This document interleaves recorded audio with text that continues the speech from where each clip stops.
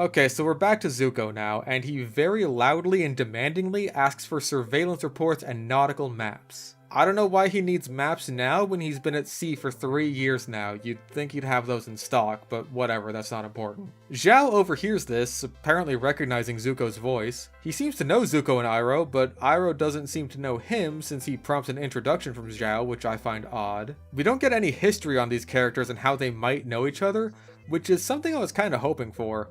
I have to wonder in the original series how Zhao ended up having such a beef with a 13-year-old Zuko that he was smiling during Zuko's Agni Kai with Ozai. Maybe he was particularly offended by Zuko's outburst, even more so than the general who suggested the plan that Zuko spoke out against in the first place. I mean, that guy seemed pretty neutral about the whole thing. And Zuko and Zhao seem very familiar with each other in the Southern Air Temple, even if Zuko hadn't seen him in a while since he referred to him by his previous rank. Captain Zhao. It's Commander now.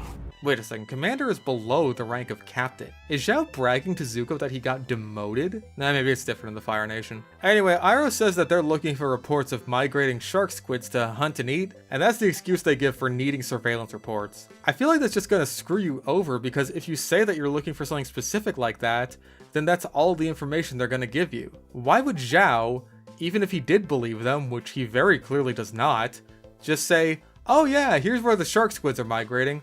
Also, keep an eye out for a weird 10-ton magical monster flying around the area. Super weird shit. It was flying out towards Kyoshi Island, actually. I thought I'd give you the heads up. That's just nonsense. Back on Kyoshi Island, Sokka is washing himself, and Suki surprises him and just ogles him for several seconds. Even Sokka is visibly creeped out by this. Like, hey lady, do you fucking mind? Now you might be thinking, that scene was completely pointless. What did that have to do with anything? Well, now that we've established a conflict with Sokka and Suki instigated entirely by Suki's unreasonable hostility, we're gonna completely ignore that and wipe the slate clean because she saw him without his shirt on and thinks he's hot. So now she's gonna start being sweet on him. That is so cool!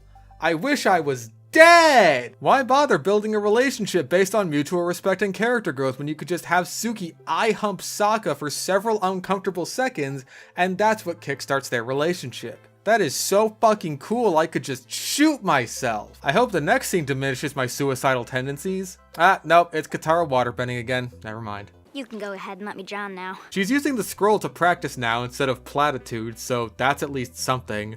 But there's no struggle anymore. Katara initially struggled with more advanced waterbending. She didn't have a natural talent for it, but Aang did. This led to multiple conflicts in the waterbending scroll. Her struggle to learn waterbending becoming almost an obsession, her jealousy of Aang's innate skills, that's something she spent her whole life trying to study, and these branched out into even more conflicts by getting them caught up with the pirates and Zuko, and had a nice resolution where they all worked together to waterbend as a team, and a valuable lesson was learned by all. And Katara learning waterbending through hard work and practice made her eventual mastery of it more satisfying than if she was just a natural right away, which she is now. Which also makes it seem like learning bending really isn't all that hard, especially after what we saw in the last episode, and so mastery in general seems like it's worth a lot less. Kinda defangs the entire, conflict of the story, having to learn all the elements really quickly before the comet arrives. No? Okay. Almost nothing from the original remains when it could have very easily fit into the episode. I can kind of understand wanting to cut Katara's jealousy, since the characters are so disconnected at this point that Katara's outburst at Aang could be seen as genuine animosity, rather than simple frustrated jealousy. But that's the fault of the showrunners for making them so disconnected in the first place. Fucking hug each other! But this show seems very interested in removing conflicts that originally existed and replacing them with worse ones for no reason. Like, okay, combining the Warriors of Kyoshi with the waterbending scroll, that's fine. I can live with that. There's only so much time you have. This is a decent spot for Aang to start learning waterbending, especially since the next few episodes are overstuffed as it stands. I don't exactly expect him to learn waterbending while dealing with Boomy's shenanigans, when he's in the spirit world and can't bend at all, or when he's captured by Zhao. But instead, the new conflict here is that Aang doesn't want to learn waterbending at all. He's uncomfortable with being taught by someone who isn't Gyatso, and this is just another example of him simply not wanting the responsibility. I don't want the responsibility. Shut up, I'm talking. Aang was stressed out at the beginning of the waterbending scroll because he just got the news that Sozin's comet was coming in about half a year's time, and Katara offering to get him started on waterbending helped calm him down. See, look how stoked he is. This is something else that completely contradicts the last episode. Aang's whole big speech at the end was about him accepting his role as the Avatar and his new determination to master the other elements. But when the opportunity actually arises, he just slinks away from it. Also, at some point, someone clearly punched the showrunners in the fucking face and reminded them that these people are supposed to be friends. And so Katara splashes Aang with some water, and they start splashing each other. This is the most they feel like friends in the entire show, but after this long, it almost feels entirely out of place. So then they're in the hall eating food. In the original, Sokka was butthurt because he got beat up by a bunch of girls. There was some fun banter, and now there's nothing. One of the native island girls comes up and asks if Aang's really an airbender, and this would be the perfect opportunity to do the marble thing, but no, he just kind of schloomps a spoon towards her. At least he does an air scooter here. Finally. But it's in the middle of another one of Katara's famous Ember Island players' hope speeches. Aang is good at connecting people and building bridges, and that's how he's gonna save the world and be the Avatar or whatever. This is spurred on by him impressing some kids. Something that originally made Katara jealous. Isn't it funny how 2 of the episodes this one is adapting involve Katara having feelings of jealousy, and yet that doesn't reflect on Katara's character at all here? That's a wasted opportunity if I've ever seen one. Suki and her mom have a conversation that's basically just reinforcing the theme of Suki's character in this episode. She's tired of being isolated, and Sokka represents the idea of the outside world to her because she saw him with his shirt off. Kill me. Also, Mama Suki makes a good point. The sooner they're off the island, the better, and they've been wasting an awful lot of time. Like, she gave them a pretty hard time limit and they spent most of it just kind of fucking around. That wasn't a problem in the original show. Aang was happy to have fans and the island was happy to have Aang. They recognized the risks of staying too long, but they were all having a good time together. Now though, we recognize the risks even harder, but we're still wasting time. I don't understand the process of changing certain things only to have other things stay exactly the same. Oh boy, time to cut back to Zhao, and yep, he sussed it out Grand style. He knows Zuko's found the Avatar. Had his crew interrogated and everything. Not sure how he did that while Zuko and Iroh were on the ship when he made sure to have them separated in the original show, but I guess he was really sneaky about it. That's the end of that scene.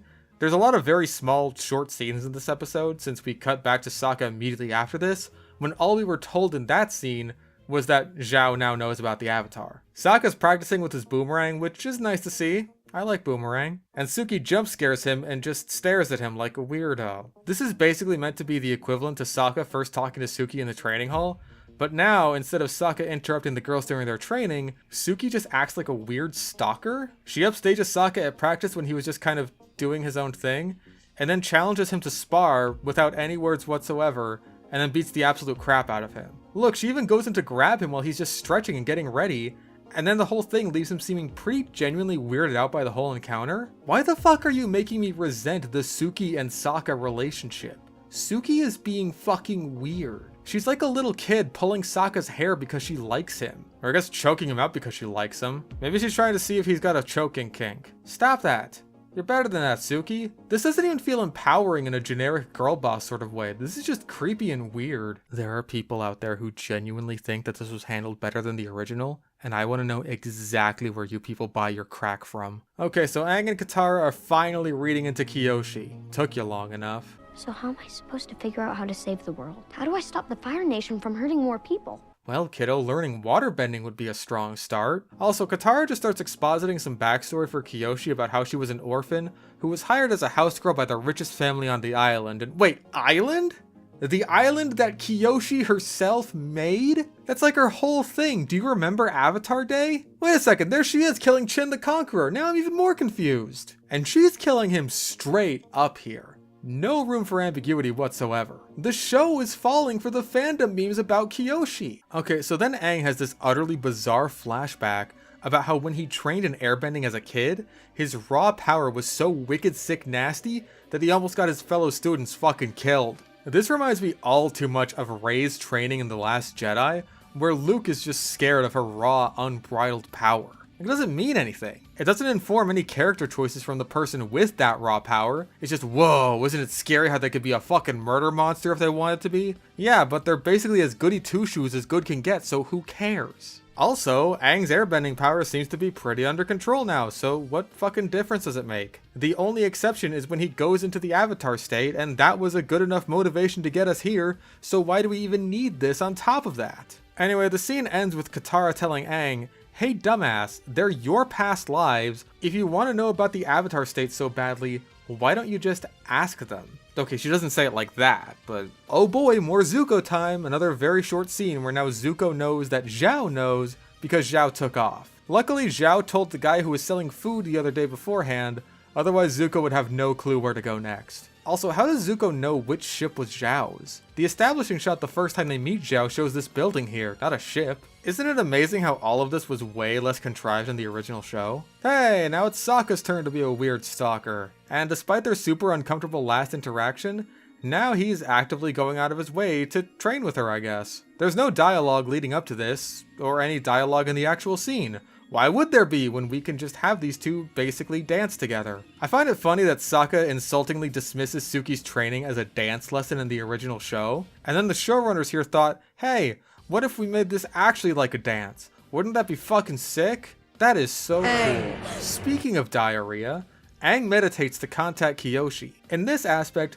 we're also beginning to adapt a bit of the Avatar Roku episode, since this is the first time Aang makes contact with a past Avatar, and also Kyoshi is about to give us that all-important narrative thrust. However, first things first, introductions are in order.